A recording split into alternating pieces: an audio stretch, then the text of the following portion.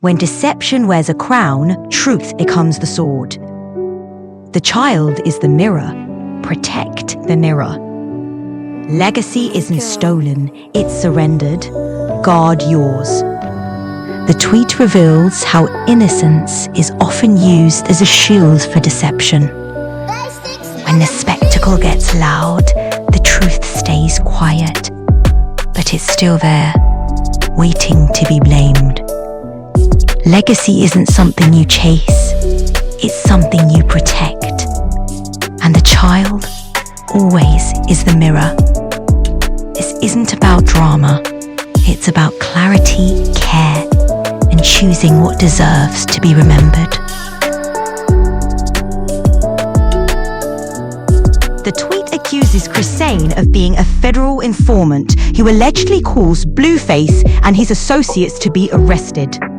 It claims she manipulated the situation to play the victim and argues that her public visibility isn't earned but borrowed from Blueface's fame.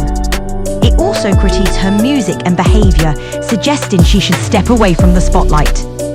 Summary of key claims: federal informant accusation, manipulation of public narrative, independent comeback, critique of her music and public behavior, call for her to exit the spotlight. Legally, ethically, spiritually, and narratively.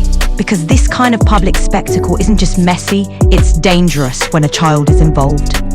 Legal breakdown: child protection versus public commentary. Defamation and harm. If the child is identifiable, even indirectly, this kind of post could be considered defamatory or emotionally harmful. US law doesn't protect minors from all online commentary, but it does prohibit exploitation, harassment, and endangerment. Platform liability. Social media platforms often hide behind Section 230 of the Communications Decency Act, which shields them from liability for user-generated content. That's why harmful posts can circulate without consequence unless they violate specific platform rules. Failure to moderate. Twitter/X has weakened its moderation policies, especially around harassment and misinformation. Posts like this slip through because enforcement is inconsistent and often reactive, not preventative. Ethical breakdown: why this is wrong for the public to see. False narrative engineering. The tweet constructs a storyline that paints the adult as manipulative and criminal, while ignoring the presence or impact on the child. It's a spectacle built on accusation, not accountability. Dehumanization. It strips away nuance and humanity, reducing real people, especially the child, to props in a drama. That's not commentary, that's exploitation. Public harm. When the public consumes and shares this kind of content, it normalizes cruelty and desensitizes viewers to the emotional and developmental needs of children caught in these narratives. Spiritual and moral breakdown. The child as sacred. Legacy theft. The child's story is being hijacked before they even have a voice. That's spiritual violence, robbing innocence to feed spectacle. False prophets. Adults who center themselves in drama while neglecting the child's well-being are not leaders, they're distractions. The child becomes collateral in a war for attention. Moral failure. The public's appetite for chaos over clarity is a moral failing. When we reward drama over truth, we abandon the very ones we claim to protect. Narrative breakdown. How the drop fails. No centering of the child. The tweet is all about adult betrayal, victimhood, and spectacle. The child is invisible, unmentioned, unprotected. No accountability arc. There's no call for healing, no wall card, no spiritual reckoning, just blame and noise. No sovereignty. The child's future is being shaped by public perception, not personal truth. That's a theft of spiritual agency. Clarity matters, especially when breaking down narratives built on spectacle and misrepresentation. Let's reset the drop with precision. How creators emotionally manipulated the public without proof. Case study: the beach incident and the baby narrative. Step 1. Anti-Chrisane hate pages Spectacle as strategy. They pushed the beach clip as proof of neglect, using emotionally loaded terms like abandonment, CPS, danger, but never verified the timeline or context. No timestamps, no continuity, no confirmation of how long the baby was alone or if he was truly alone. They never attempted to debunk the footage. If they had, they would have found Tareen also took the baby to the beach at night. There's footage showing the stroller empty while the baby was being held. The moment they framed as evidence could have been clipped to show the baby was never unattended. Tactic: exploit public emotion, avoid fact-checking, weaponize spectacle. 2.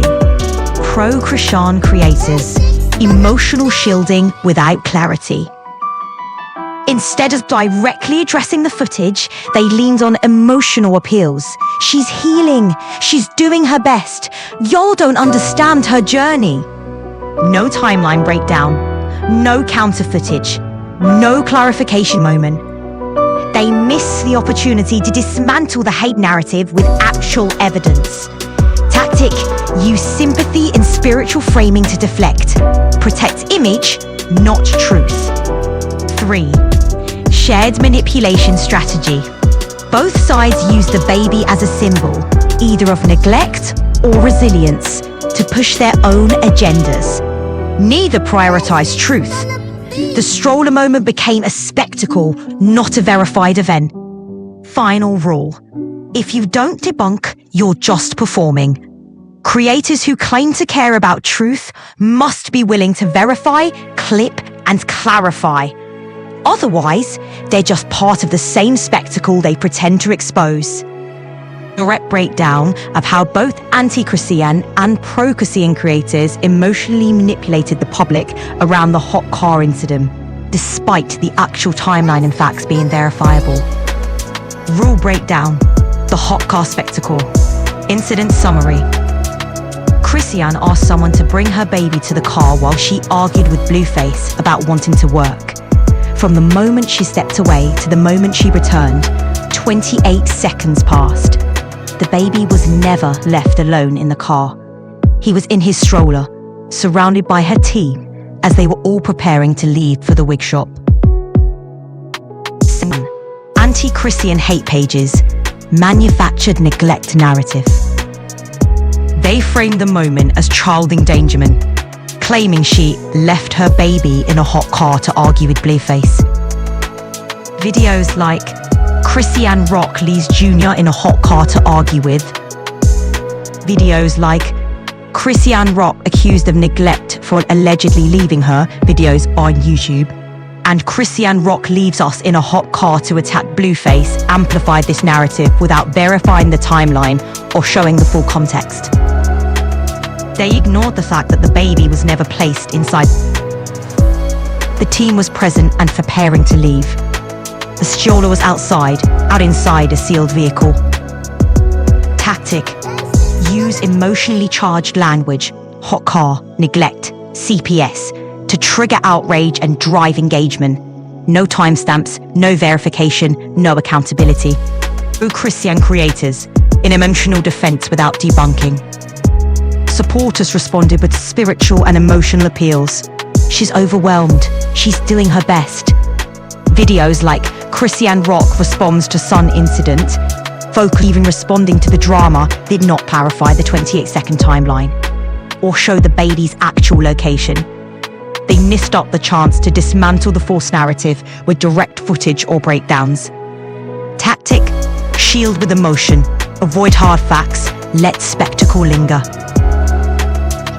Blueface's role: amplifying the spectacle. Videos like Blueface calls CPS after Christian Rock left baby in the car shows how he used the moment to escalate public backlash.